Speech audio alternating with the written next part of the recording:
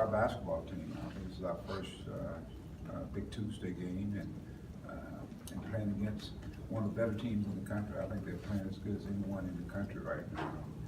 They have a great non-conference schedule. I think they lost overtime to Kansas, and of course, returning with Grant Williams, the player of the year in our league last year, as well as the guy that's playing really well, Schofield. We call those guys starting out as young freshmen, and took some bumps along the way, and now they're one of the more experienced combo. But they have more than just Williams, the Bowen kid, Bowen and Bowen kid, guys that have played meaningful minutes. So it's an experienced team, and we get the challenge of going and playing at their place. And coming off of a tough overtime loss to LSU, we'll find out more about the makeup of our basketball team. And as I told our guys, I'm not discouraged anyway, because in every game we play, we've been right there, and just got to continue to try to make those plays that convert you into winning. And I think our bench is going to be a big part of that. Our bench has to come in and play at a high level in the first half and even the second half, and enable the guys to finish off the game, to finish it off strong. I think there's some guys out there playing tired and trying to play through it. But again, Tennessee, very good basketball team, playing well.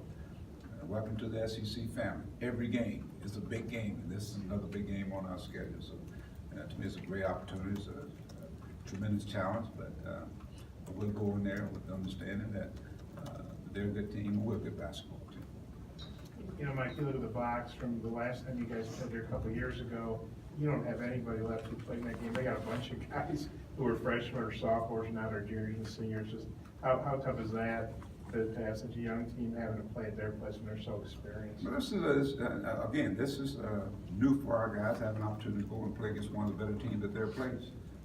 So we will find out more about our basketball team. I think that's, to me, what it's all about. Is you're going to play against some great teams, and let's find out where we are. So I think our guys are looking forward to the opportunity to challenge everyone playing. And as I said, they're a very physical basketball team. I think that's one thing we've got to match their physicality.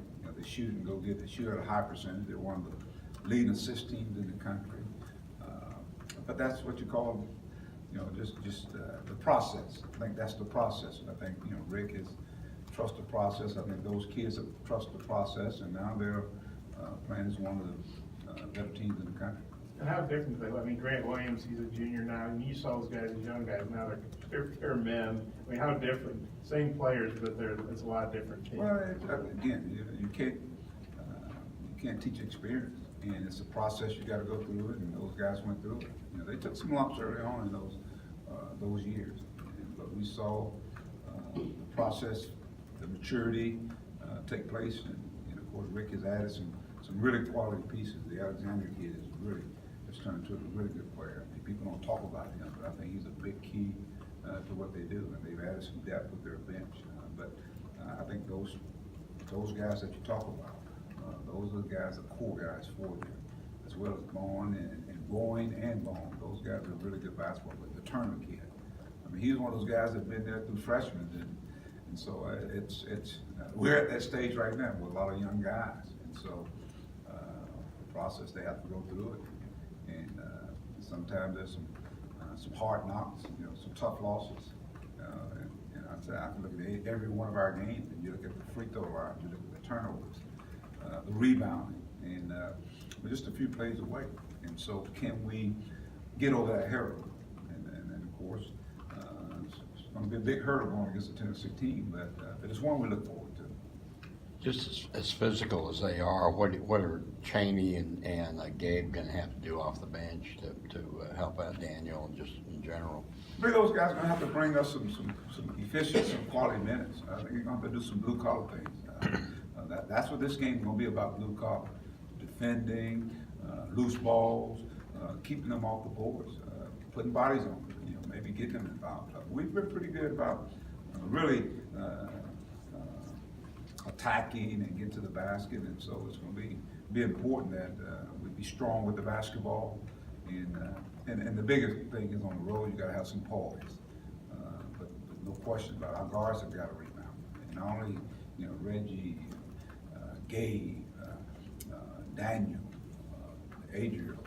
I mean, all our guys got it. It's like all hands on deck when you go against a team that's playing as well as Tennessee is right now. Also with Isaiah, just what's he gonna have to do? Cause I gather teams are chasing him all over the 3-point line. What's he gonna have to do to get on track? I think he's got to, you know, we got to do a better job of getting screens for him, getting him open.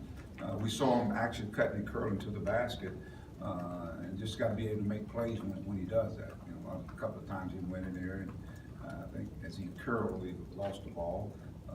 But he's got to be constant in motion. You know, the fast break, pushing in there, and people gonna start paying a lot of attention. I think Daniel's been the recipient of that because they're spacing the floor in terms of trying to cover Isaiah, they're covering Mason over here, and he's opened up the lanes that J5 can get in there, and we're moving Daniel around, so now Daniel is a recipient of that. But I think, you know, he just got to continue to work. And I think, you know, got to watch it from the minutes he's playing. I think, you know, sometimes young guys kind of hit a little wall in terms of being tired. And so I think Keyshawn and Desi and coming off the bench, I think they got to be very critical going down the stretch here. So we got to put those guys in and let them have some meaningful minutes. And I think we're seeing they're playing more consistent now. And that's the key with the young guys. Can they be consistent? Can Reggie give us that night in and night out where he is a threat out there? I think Desi is playing pretty good basketball for us right now. We get Keyshawn more minutes out there on the floor. And I think what that'll help is help those guys starting out in the game get some rest. And Mike, what have you thought of Mason's first 3 games? You know, he had some big shots at A&M, and he's been pretty consistently aggressive, I guess, the last 2 home games. I think Mason's starting to figure it out. You know, they've been guarding him really hard. You know, they scouted these guys. They were guarding him really hard. And I think with most good players, they figure out, you know, how to maximize what teams are doing to him. And if you notice, he's getting to the free throw line. You know, the last 2 games, I think he's got to the free throw line almost 20 times. And so that obviously continues the scoring that we need on our basketball team. And I think he's moving without the ball, cutting to the hole and getting layups. So we're getting, I think, into the more up tempo we get, I think the more you'll see him continue to be a threat. He's learning. But the one thing I want them to always understand that is it's inside out. And the more we start, I think, attacking the basket, getting the ball to Daniel, I think it opens it up for him. I think that's what is taking place. Hey, Michael, the free throws, do you think it's starting to get mental with the guys are kind of pressing? Because Mason's obviously shooting well, but even guys you expect to shoot pretty well, like Jalen and Isaiah, have missed some. Do you think it's getting to be mental at all? We're working on it. I think we're working on it. Let me put it that way. They're working extremely every day to get better. And I feel it. I got to feel it to get better. I really do. It's been the thing that if you think there's something that's probably been a shortcoming of this team right now, it's probably making free throws and critical free throws. And as you said, guys that should be making.